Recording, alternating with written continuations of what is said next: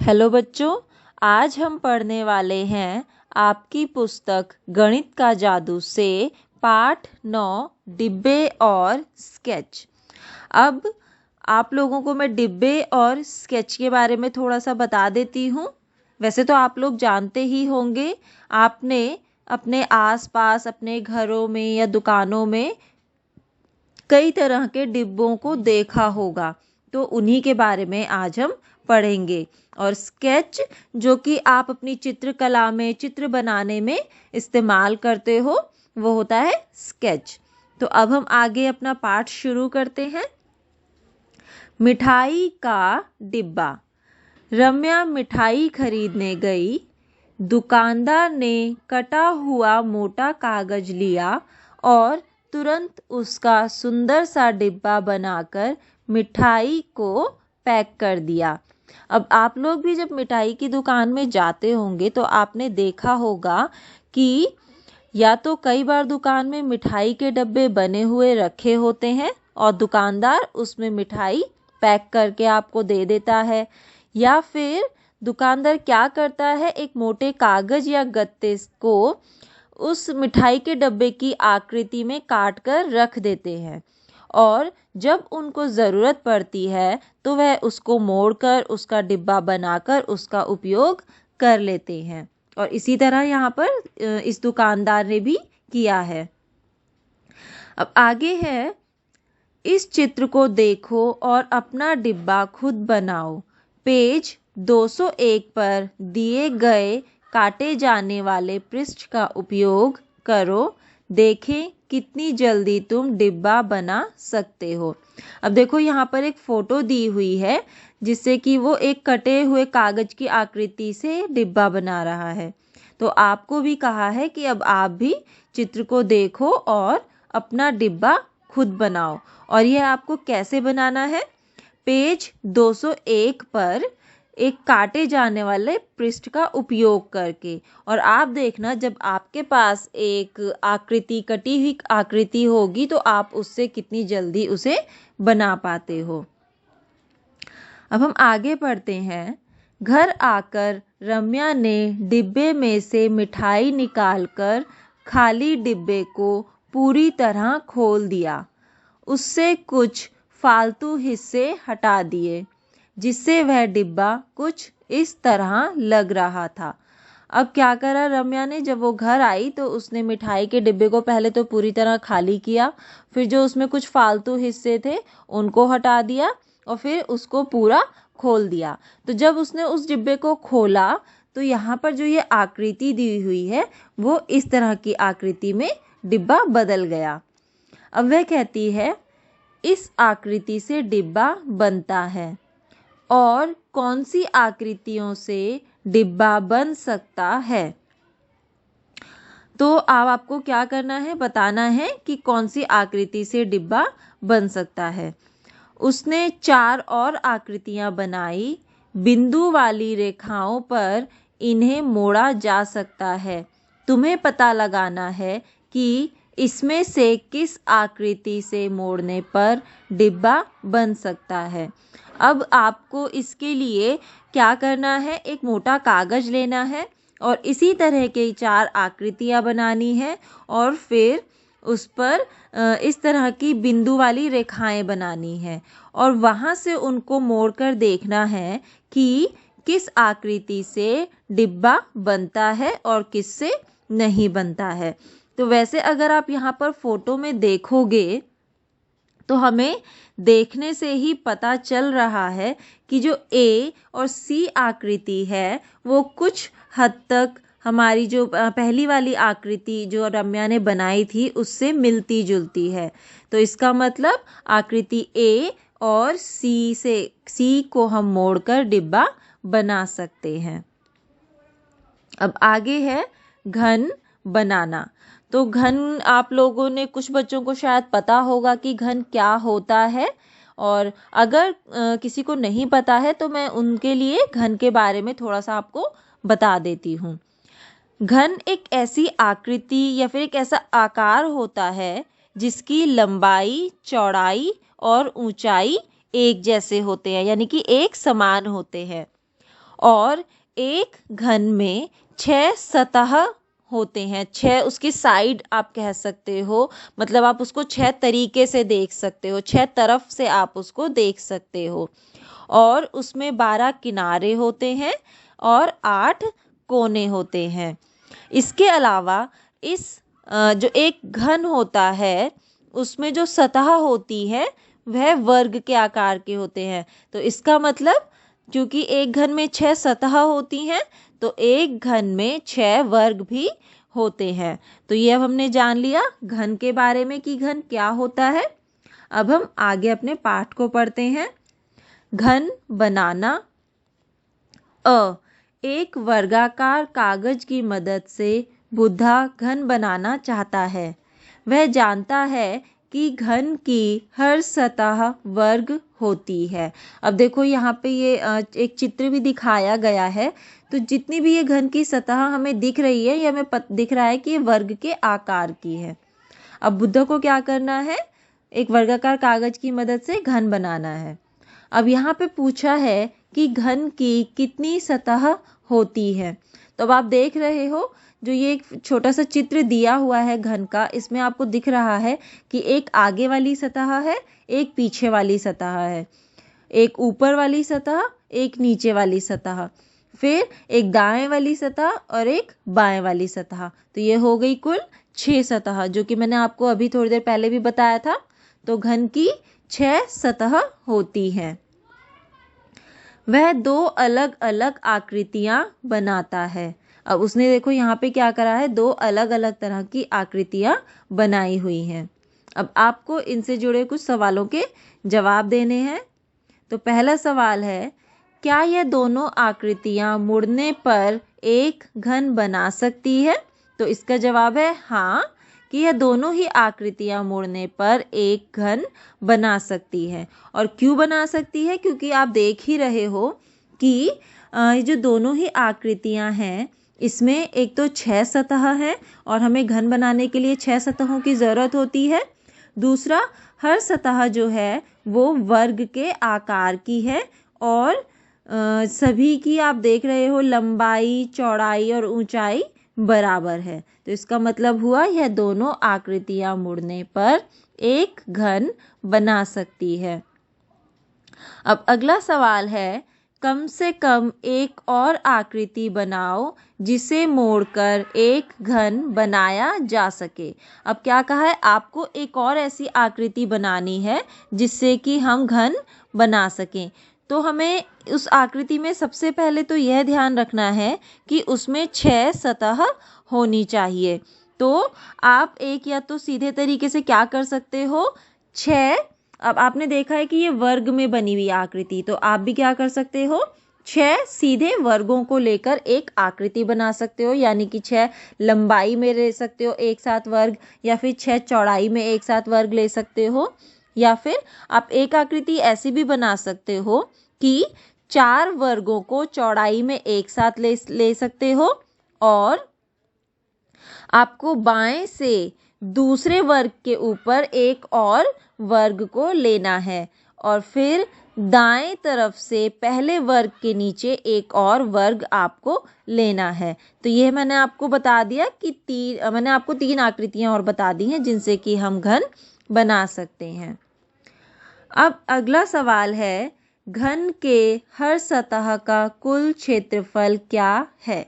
अब मैंने आपको बताया था कि घन की जो हर सतह होती है वो वर्ग होती है। तो इसका मतलब सतह का क्षेत्रफल क्या होगा? सतह का क्षेत्रफल वर्ग का क्षेत्रफल होगा।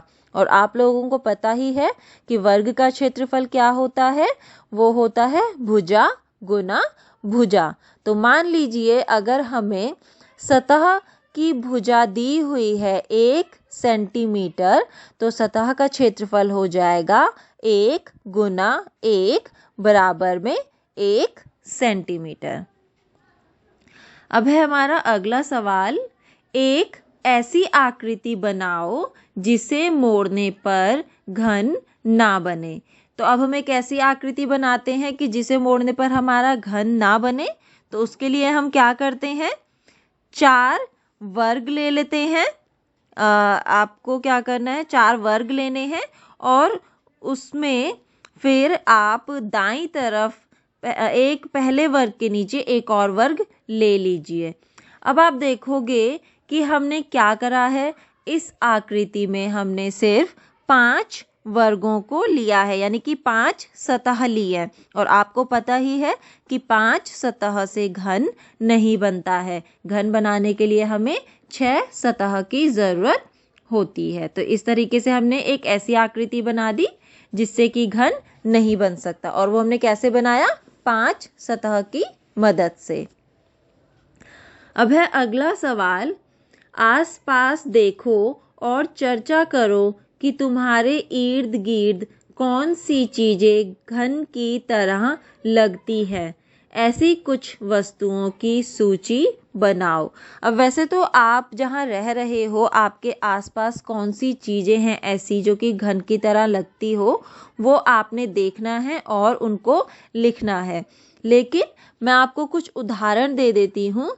जैसे कि एक चौक का बॉक्स होता है, आपने उसको देखा होगा अपने स्कूल में, कक्षा में, तो वह भी एक घन के आकार की होती है।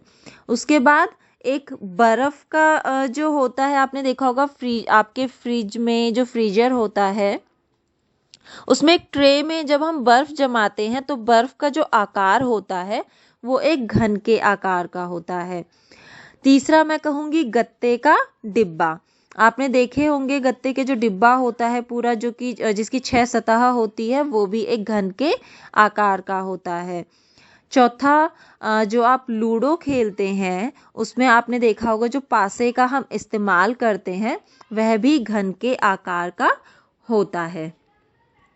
तो अब आपको देखना है कि आपके आसपास और कौन सी ऐसी जो है वस्तुएं हैं जो कि घन के, और उनकी आपको सूची बनानी है।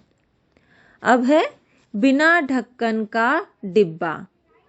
पाठ 3 में तुमने 5 वर्गों की एक पहेली के बारे में पढ़ा था। तुमने देखा था कि किस तरह 5 वर्गों से 12 अलग अलग आकृतियां बनी थी। तो आप सभी ने पाठ 3 में पढ़ा था कि 5 वर्गों की एक पहेली, और उसमें आपने क्या किया था, आपको कार्य दिया था कि 5 वर्गों से आपको 12 अलग अलग तरह की आकृतियां बनानी थी। तो आपको याद आ ही गया होगा कि आपने कौन कौन सी आकृतियां बनाई थी।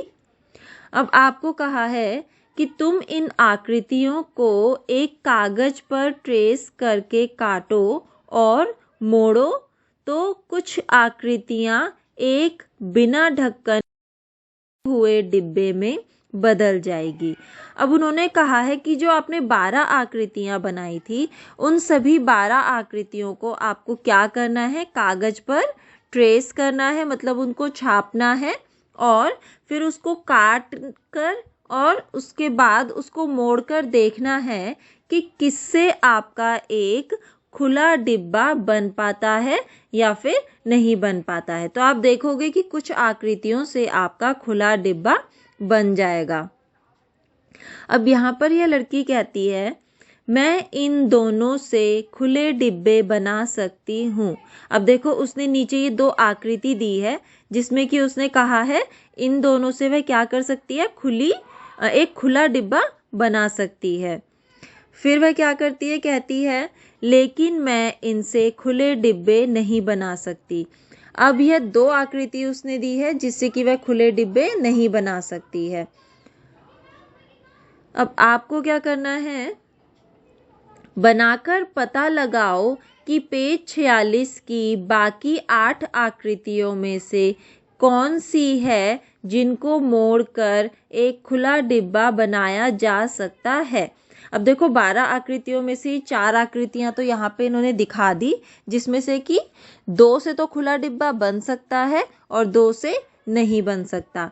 अब जो बाकी की 8 आकृतियां हैं उनको बनाकर, ट्रेस कर काट कर और मोड़कर आपको देखना है कि किससे आप खुला डिब्बा बना सकते हो। तो हमने जब देखा, आपको अपनी आकृतियों में से देखना है, तो मैंने जब देखा जो वो आकृतियां हैं वो है कि पहले आप क्या करोगे, 4 वर्गों को चौड़ाई में एक साथ रखोगे, यानी कि 4 सतहों को या फिर 4 वर्गों को आप कह सकते हो, उनको चौड़ाई में एक साथ रखोगे। उसके बाद एक सतह को आप बाईं तरफ से जो दूसरी सतह है उसके नीचे एक बना दोगे। तो इस तरह इस 5 वर्गों की आकृति से हमें खुला डिब्बा बना सकते हैं। दूसरी आकृति हम ये कर सकते हैं कि हम 3 वर्गों को लंबाई में रखेंगे, उसके बाद एक वर्ग को हम सबसे ऊपर वाले वर्ग के बाईं तरफ रखेंगे और एक वर्ग को हम सबसे नीचे वाले वर्ग के दाईं तरफ रखेंगे। तो इस आकृति से भी हम खुला डिब्बा बना सकते हैं। लेकिन आपको एक चीज़ ध्यान देनी है कि हम इसमें सिर्फ 5 वर्गों का इस्तेमाल कर रहे हैं, इसलिए यह एक खुला डिब्बा बन रहा है। अगर हम इसमें एक वर्ग और जोड़ देंगे तो उससे 6 सतह हो जाएंगी और वह एक घन बन जाएगा। लेकिन हमें घन नहीं बनाना है, हमें खुला डिब्बा बनाना है। तो इस तरीके से मैंने आपको 2 आकृति बता दी है जिससे कि आपका एक खुला डिब्बा बन सकता है। अब बाकी आपको यहाँ पर और आकृतियाँ भी बना सकते हो आप, और बनानी है आपको। अब अगला सवाल है, ऐसी आकृतियाँ और बनाओ जिनसे खुला डिब्बा नहीं बनाया जा सकता। अब देखो 2 आकृतियाँ तो इन्होंने ऊपर बताई हुई हैं कि जिनसे कि खुले डिब्बे नहीं बन सकते। तो एक आकृति और आपको ऐसी बनानी है। तो एक आकृति ऐसी है कि आपको क्या करना है, पहले 3 वर्ग लेने हैं चौड़ाई में, उसके बाद बाईं तरफ से पहले वर्ग के नीचे एक और वर्ग बनाएंगे, फिर दूसरे वर्ग के नीचे एक और वर्ग बनाएंगे। तो जब यह आकृति बनेगी 5 वर्गों वाली तो आप देखोगे कि इस आकृति से खुला डिब्बा नहीं बनाया जा सकता। और आपको पता कैसे चलेगा, आकृति तो मैं आपको बता रही हूँ, लेकिन आपको क्या करना है, इस आकृति को आपको किसी मोटे कागज या किसी भी कागज पर आपको ट्रेस करना है, यानी कि छापना है, फिर उसको काटना है और फिर उसको मोड़कर आपको काटना नहीं है, आपको ट्रेस करना है और फिर उसके बाद आपको मोड़कर देखना है कि आपका खुला डिब्बा बनता है या फिर नहीं। अब है डिब्बे और डिब्बे। सभी डिब्बे घन नहीं बनते। वो आपको भी पता ही है कि जो सारे डब्बे होते हैं, कुछ डब्बे जो हैं वो घन के अलावा भी दूसरी आकृति के या दूसरे आकार के होते हैं। तो उसी के बारे में यहाँ पे कहा गया है, सभी डिब्बे घन नहीं होते। यहाँ कुछ अलग अलग तरह के डिब्बे दिए गए हैं। नीचे दी गई हर आकृति को उस डिब्बे से मिलाओ जो आकृति को मोड़कर बनेगी। अब देखो ऊपर तो क्या दिया गया है, आपको एक डिब्बे दिए हैं और नीचे उनकी आकृति दी हुई है। तो आपको बताना है कि कौन सी आकृति से मोड़कर आपके ऊपर दिए गए डब्बों में से बनेंगे। तो जो हमारा, हम कह सकते हैं कि जो हमारी पहला डब्बा है वो किस आकृति से बनेगा, तो आपको देखने से ही पता चल रहा है कि हमारी जो पहला डब्बा है वो दूसरी वाली आकृति से बनेगा। फिर है हमारा दूसरा डब्बा, तो आपको ये देखना है कि यह किससे बनेगा, ये हमारा बनेगा चौथी वाली आकृति से। फिर है हमारा तीसरा डब्बा।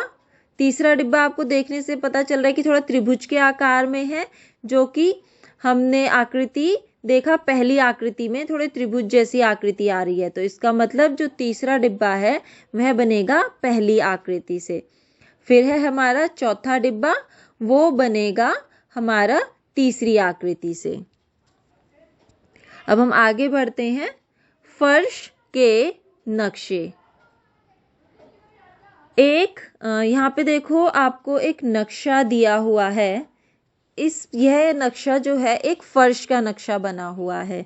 जब भी कोई घर बनता है, आप लोगों ने कभी अगर घर बनते हुए देखा होगा तो आप वहाँ पर देखोगे कि घर या फिर दीवारें सब कुछ जो है बाद में बनता है। सबसे पहले एक फर्श में नक्शा बनाया जाता है कि कौन सी चीज कहाँ पर होगी या फिर कितनी जगह पर बनेगी।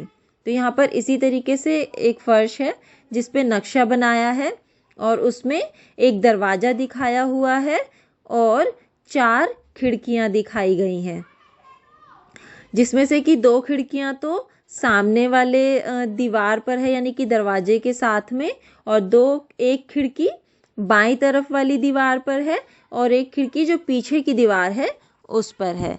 तो हम आगे पढ़ते हैं इसके बारे में। एक घर बनाने के लिए सबसे पहले फर्श का नक्शा बनाया जाता है। क्या तुमने कभी फर्श का नक्शा देखा है? यहाँ विभा के घर का फर्श का नक्शा दिया जा रहा है। इससे यह पता चलता है कि घर के दरवाजे और खिड़कियाँ कहाँ हैं। तो जो कि मैंने भी आपको बताया ही था, ये वही यहाँ पर बताया गया है आपको। अब कहा है घर का सामने वाला हिस्सा कौन सा है? घर के सामने वाले हिस्से में कितनी खिड़कियां हैं?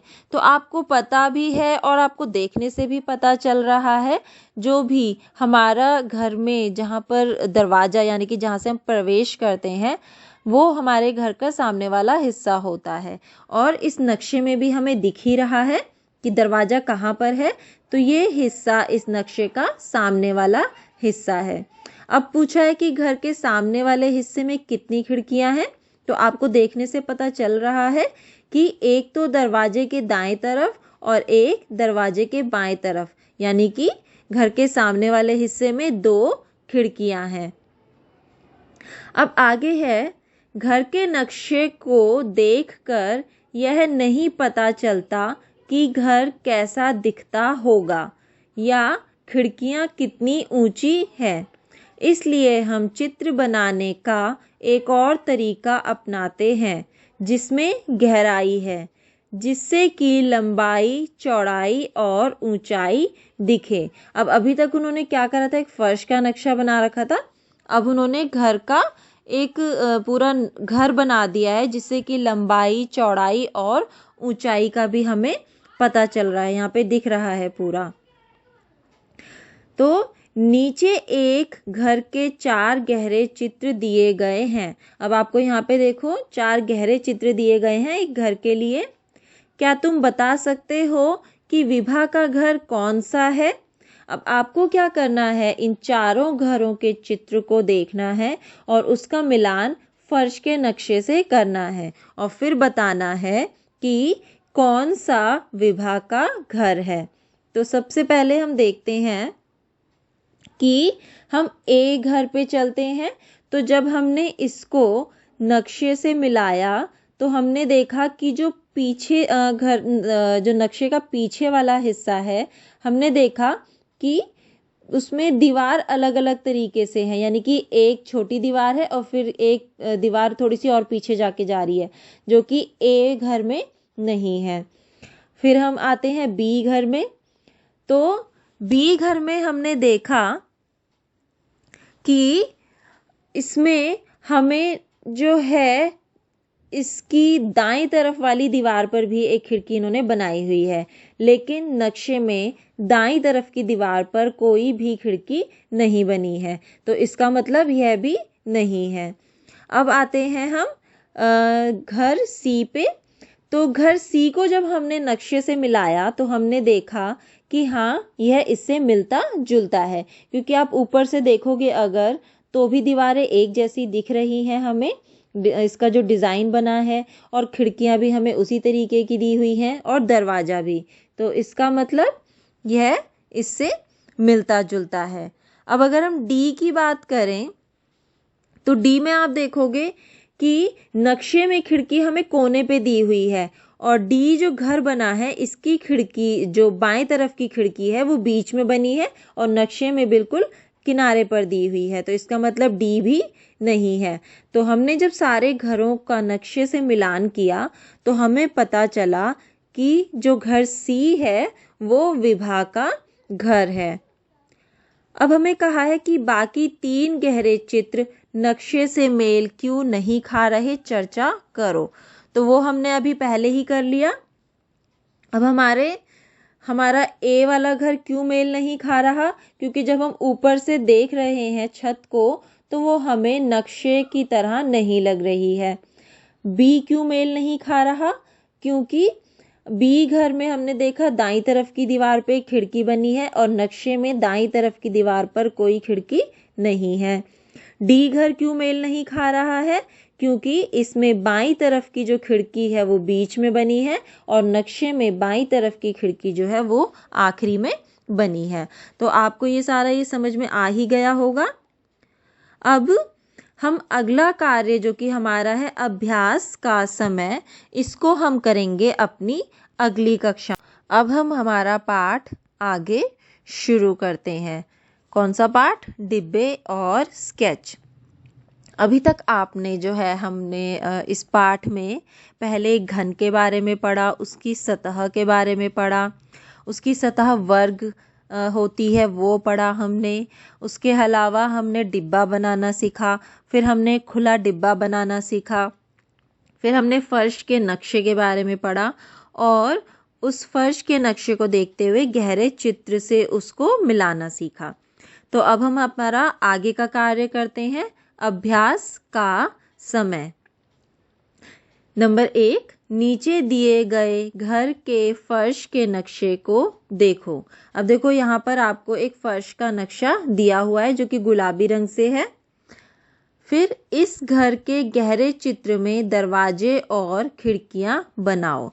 अब आपको दाईं तरफ एक सफ़ेद रंग से इस घर का गहरा चित्र दिया हुआ है। तो आपको क्या करना है? नक्शे में देखते हुए इस गहरे चित्र में आपको खिड़की और दरवाजे बनाने हैं। तो हम क्या करते हैं? हम सबसे पहले शुरू करते हैं नक्शे का सामने से। तो हमने देखा कि जो नक्शे का सामने वाला हिस्सा है इसमें एक तो दरवाज़ा बना है जो कि बाईं तरफ है।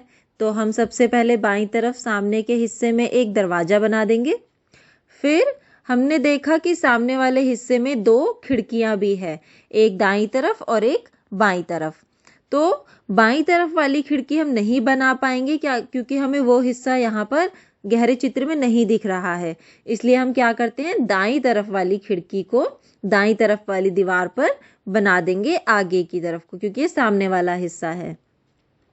अब हम इसका नक्शे का जो पीछे वाला हिस्सा है उसको बनाते हैं। तो उसमें भी हमें 2 खिड़कियां बनानी है, एक दाईं तरफ और एक बाईं तरफ। अब आप देखोगे कि गहरे चित्र में बाईं तरफ वाला हिस्सा हमें नहीं दिख रहा, तो इसलिए हम बाईं खिड़की को नहीं बना पाएंगे। तो हम क्या करते हैं? जो नक्शे में दाईं खिड़की हमें दी हुई है यानी कि पीछे की तरफ जो है उसको हम दाईं तरफ वाली दीवार में पीछे की तरफ को बना देंगे। तो इस तरह से हम अपना यह कार्य पूरा कर लेंगे। अब है दूसरा कार्य, क्या कोई ऐसी खिड़की है जिसे तुम गहरे चित्र में नहीं दिखा पा रहे हो? उस पर नक्शे में निशान लगाओ। तो वो हम अभी देख ही चुके हैं कि एक तो जो हमारे सामने वाले हिस्से में बाएं तरफ वाली खिड़की है इसको हम नहीं दिखा पा रहे हैं गहरे चित्र में, तो आपको यहाँ पर निशान लगाना है। और दूसरा, पीछे वाले हिस्से में बाएं वाली जो खिड़की है इसको भी हम गहरे चित्र में नहीं दिखा पा रहे हैं, तो इस पर भी आप निशान लगा दोगे। अब है दूसरा कार्य, अपने घर के फर्श का नक्शा बनाने की कोशिश करो। अब आपको क्या करना है? आपने पहले अपने घर को ध्यान से देखना है, उसके बाद जिस तरीके से फर्श पे जहाँ पर दरवाजे हैं, जहाँ पर खिड़कियाँ हैं, वो आपको यहाँ पर मतलब आपको उसका नक्शा बनाना है फर्श का। तो यह कार्य आप अपने घर में ढंग से उसको देखते हुए, ध्यान से समझते हुए उसको करेंगे।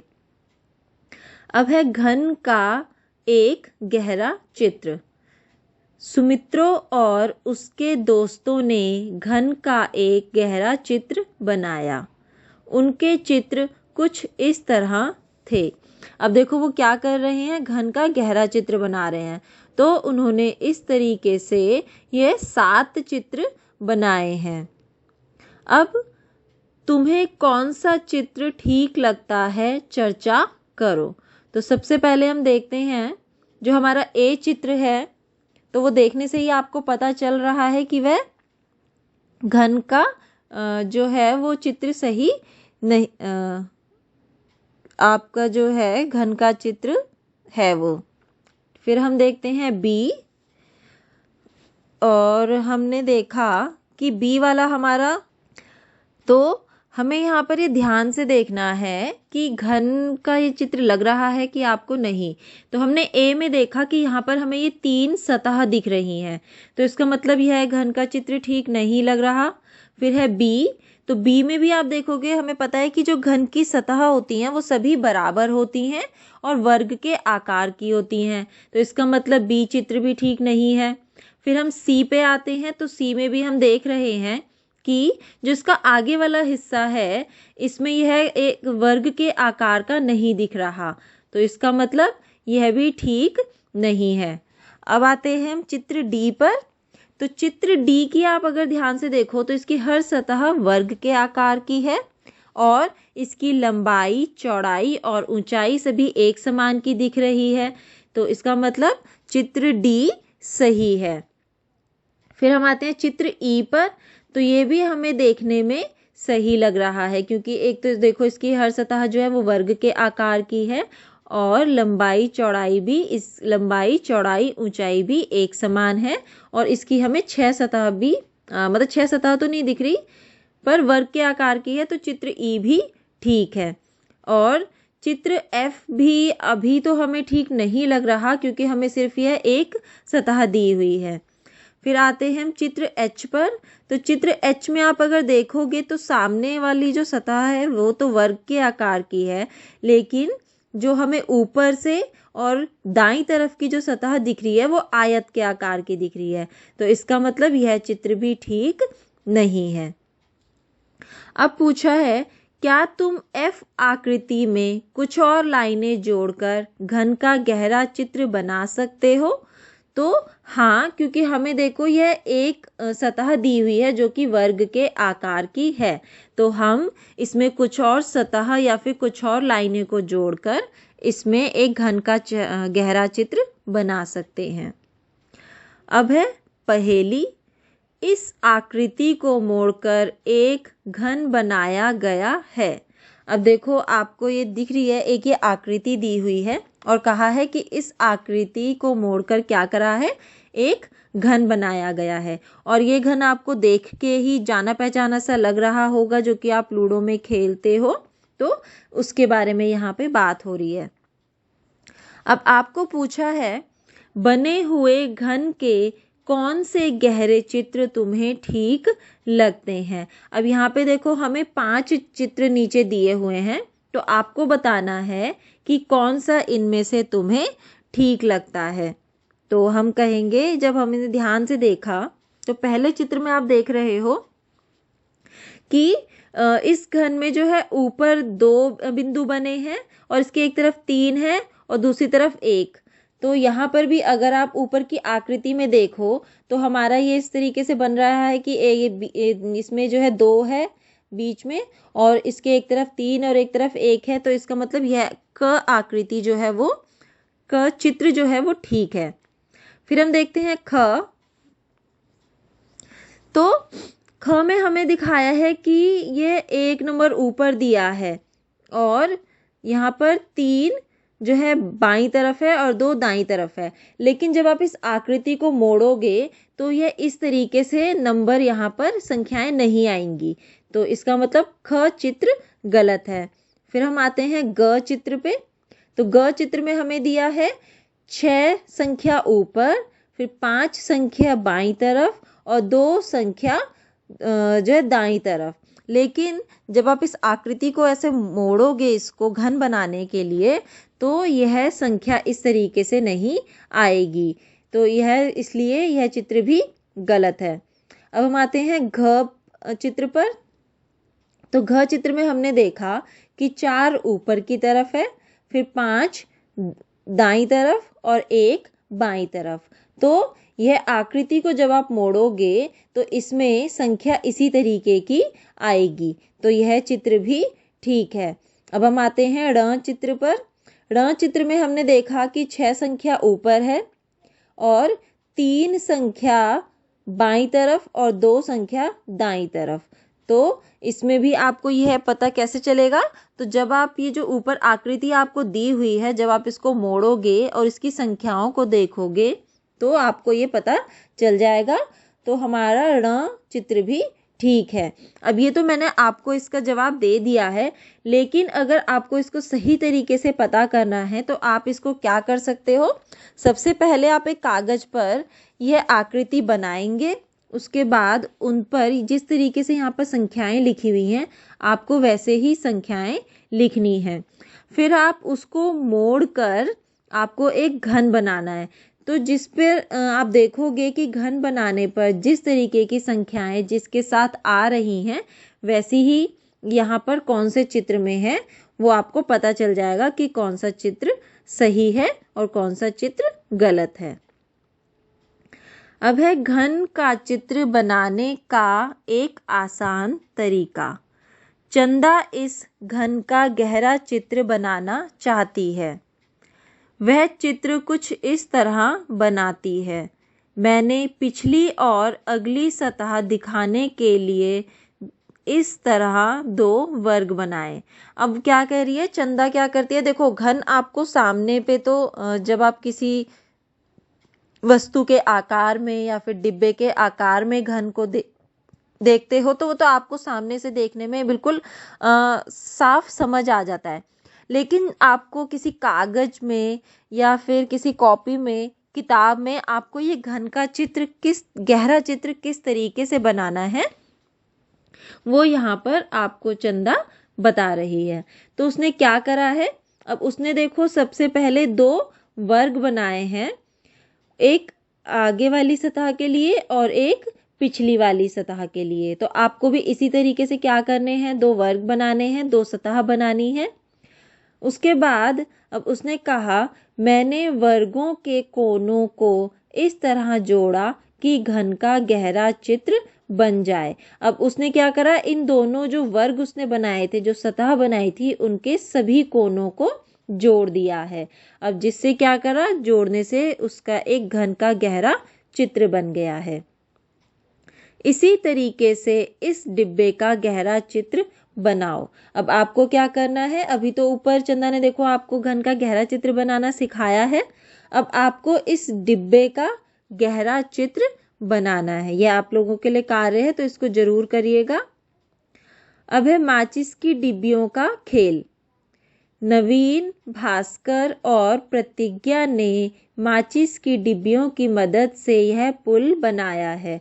अब देखो यहाँ पे माचिस की डिब्बियों से उन्होंने क्या पुल बनाया है बच्चों ने मिलकर। नवीन और प्रतिज्ञा ने इस पुल के चित्र बनाए। अब सबसे पहले तो उन्होंने पुल बनाया, उसके बाद उन्होंने क्या करा, उस पुल का यहाँ पर एक ये चित्र बना दिया है। जहाँ पर मैं खड़ा था वहां से मुझे पुल कुछ ऐसा दिखाई दिया। अब वो बच्चा कह रहा है कि जहाँ पे वो खड़ा था तो उसको पुल इस तरीके का दिखाई दे रहा था। तो अब यहाँ पर वो दूसरा बच्चा कहता है कि तुम्हारे चित्र को देखकर मैं अनुमान लगा सकता हूँ कि पुल कितना लंबा और ऊंचा है, लेकिन यह पता नहीं चलता कि कितना चौड़ा है। क्योंकि अब आप भी देख ही रहे हो, जो सामने पुल आपको दिख रहा है, आपको ये तो पता चल रहा है कि कितना लंबा है और कितना ऊंचा है, लेकिन आपको उसकी चौड़ाई नहीं दिख रही है। तो यहाँ पे भी ये बच्ची कह रही है मुझे पुल कुछ ऐसा दिखाई दे रहा है। मेरे चित्र से पता चलता है कि पुल कितना ऊंचा और चौड़ा है। अब उसने पुल को इस तरीके से देखा है तो उसको यहाँ पे क्या पता चल रहा है, पुल की ऊंचाई और चौड़ाई दोनों पता चल रही है। अब है आपके लिए कुछ सवाल। पहला सवाल, अगर तुम पुल को ऊपर से देखो यह कैसा दिखेगा? नीचे दिए गए चित्रों में से सही चित्र चुनो। अब देखो हमें ऊपर पुल दिखाया हुआ है, तो हमें दिख रहा है कि ऊपर से देखने पर कैसा दिख रहा है हमें वो, और सामने से देखने पर कैसा। तो इसलिए जो ख है वो सही जवाब है। जो पुल है हमें ऊपर से देखने पर इस तरीके से दिखेगा जिसमें कि हमें पुल की चौड़ाई पता चले। अब है पुल के फोटो को देखकर पुल का गहरा चित्र बनाने की कोशिश करो। अब आपको क्या करना है, आपको ये पुल की फोटो देखनी है और फिर उसका एक चित्र यानी गहरा चित्र बनाने की कोशिश करनी है। तो आपको ये बनाना है चित्र। अब आगे है अभ्यास का समय। नंबर 1, इस पुल के चित्र बनाकर दिखाओ। आपको क्या करना है, पुल के चित्र बनाने हैं लेकिन अलग अलग तरीके से बनाने हैं। तो सबसे पहले आपको कैसे बनाना है, ऊपर से देखने पर यह कैसा दिखेगा। तो सबसे पहले आपको यहाँ पे एक फोटो दी हुई है पुल की। आपको क्या करना है, इसी तरीके का आप अपने पास किसी भी चीज से, आपके आसपास जो आपके वस्तु हो, कोई आकार हो, कुछ डिब्बे हो छोटे छोटे या बड़े, उनसे आपको एक इस तरीके का पुल बनाना है। फिर उस पुल को बनाने के बाद वह पुल ऊपर से आपको किस तरीके का दिख रहा है उसका चित्र आप एक कागज पर बनाएंगे। फिर है सामने से देखने पर यह कैसा दिखेगा। फिर उस पुल को आपको सामने से देखना है, तो आपको वो सामने से देखने पर कैसा लग रहा है आपको उसका चित्र बनाना है। फिर एक तरफ से देखने पर यह कैसा दिखेगा। अब पहले तो आपने ऊपर से देखा जहाँ पे कि आपको पुल की चौड़ाई दिखेगी। फिर आपने सामने से देखा जहाँ पर कि आपको पुल की लंबाई और ऊंचाई पता चलेगी। फिर आपको एक तरफ से देखना है जहाँ पे कि आपको सिर्फ पुल की ऊंचाई दिखेगी। तो वो आपको तीनों ही चित्र यहाँ पर पुल को देखते हुए बनाने हैं। अब है कार्य 2, माचिस की डिब्बियों से एक मॉडल बनाओ जो इस तरह का दिखे। अब आपको क्या करना है, डिब्बियों से एक मॉडल बनाना है जो कि इस तरह से दिखना चाहिए। तो ऊपर से आपको यह इस तरह का दिखना चाहिए जैसे कि यहाँ पे दिखाया हुआ है। फिर सामने से कैसा दिखना चाहिए वो भी आपको दिया है, और साइड से आपको ये कैसा दिखेगा ये भी आपको दिया हुआ है। तो अब आपको अपनी कॉपी में सबसे पहले तो इस तरह का एक मॉडल तैयार करना है और फिर उस मॉडल को बनाने के बाद उसको देखकर उसका एक गहरा चित्र बनाना है। तो यह कार्य आप लोगों के लिए, यह आपको ध्यान से सोचते हुए समझते हुए करना है। अब है कार्य 3, यहाँ दिए गए मज़ेदार मॉडल को बनाने के लिए कितने घनों की ज़रूरत होगी। अब देखो यहाँ पर एक आपको मॉडल दिया हुआ है जो कि बहुत सारे घनों को मिलाकर बना है। तो आपको यह पता करना है कि इसमें कितने घनों का इस्तेमाल या फिर उपयोग हुआ है। तो हम ये कैसे पता करेंगे, तो हमने देखा कि इस मॉडल की जो सबसे ऊपर वाली लाइन है उसमें हमने देखा कि जो बाएं तरफ को जो लाइन आ रही है उसमें 5 और दाएं तरफ वाली में 4 घन इस्तेमाल है, यानी कि 5 जमा 4 हो गए 9 घन। अब हमें उस ऊपर से दूसरे वाली लाइन पर आना है।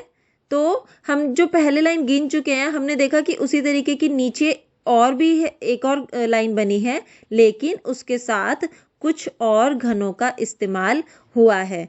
तो 9 में हम इन घनों को जोड़ देंगे, यानी कि 1 2 3 4 5 6 7, तो 9 जमा 7 16 घन।